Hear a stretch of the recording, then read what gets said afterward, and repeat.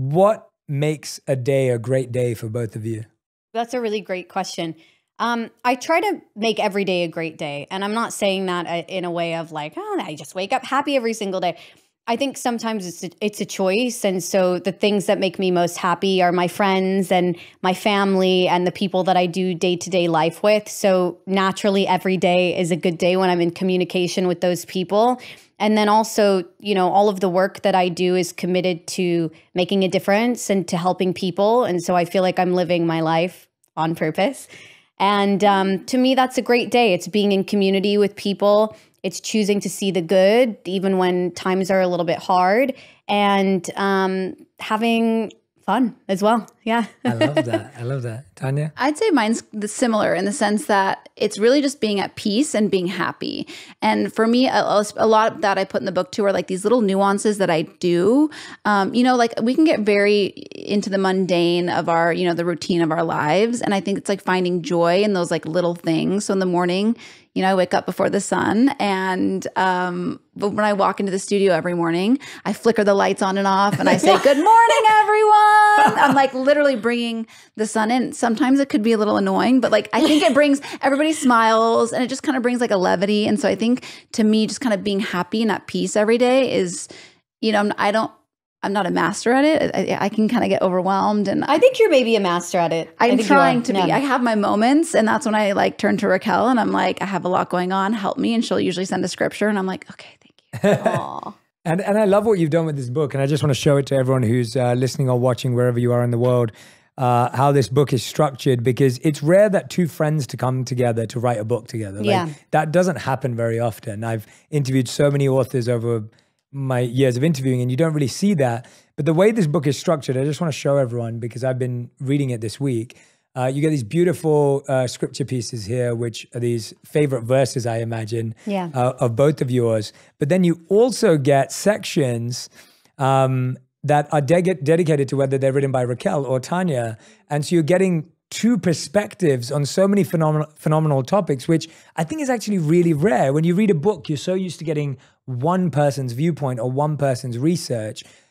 When it comes to you two writing this book together, I've already asked you about a good day. What does a bad day look like for both of you? And how do you navigate those? Because we're writing a book called The Sunshine Mind, but there's some cloudy days in all of our lives. And you talk about a lot of that in the book. So what does a bad day look like and how do you navigate those? You know what's interesting is why I say that this book is such a reflection of our friendship, because whenever I was having a bad day or I was going through something, heartbreak, or, you know, you don't get that career, that job that you were really wanting and working hard for, Raquelle is somebody that I would always turn to in those moments. And she's that friend she always met me where I was.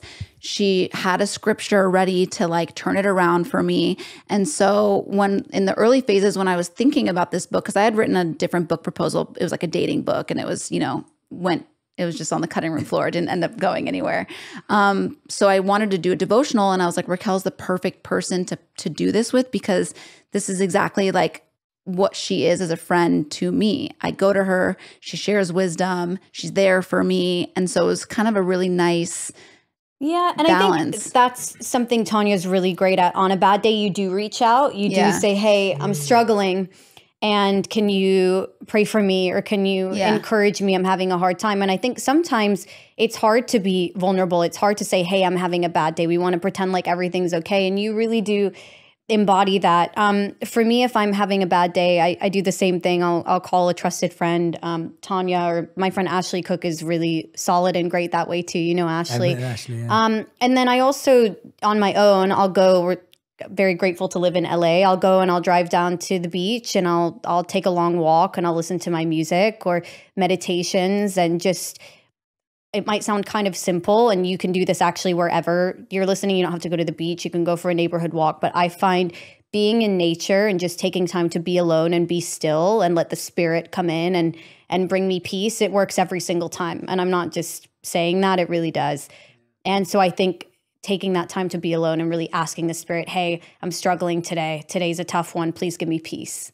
It can be that simple. And works every time. I don't shy away from the bad days too. Like I've cried multiple times on the air. I have cried on Instagram. Tanya puts it all out there. I love all that. out there because It's all I out do. there. Like I don't want people to think, that I'm always happy and that like, like I have moments and I cry and like Can I life say is something life. about Tanya too? Is she early on in her career, she faced a lot with different people saying, "You're too this, you're too that, you're too positive, you're too not, you're never going to make it in this business." Wow. Yeah. And Your I have personality's too much. Yeah, and I have watched her stay so true to who she is. She's never backed down. She's stayed positive. She's stayed bubbly. She's chosen to take the high road over and over again. And her career has just grown and grown and grown. And she's never changed. She's grown, but she's never changed. She's always stayed true to her. And I think that is incredible. Thank you. Oh, that's so beautiful. I love seeing a good friendship because I think that in a world where everyone's looking for a partner and someone to date, it's almost like friendships often get devalued or become less important. Or we find that when someone finds the one or the person they want to be with, all of a sudden they don't talk to their friends anymore, only when they're heartbroken to come back to their friends to mend their, healing heart. And so I love seeing good friendships. I have a lot of great male friends in my life as well that I turn to that are part of my support structure.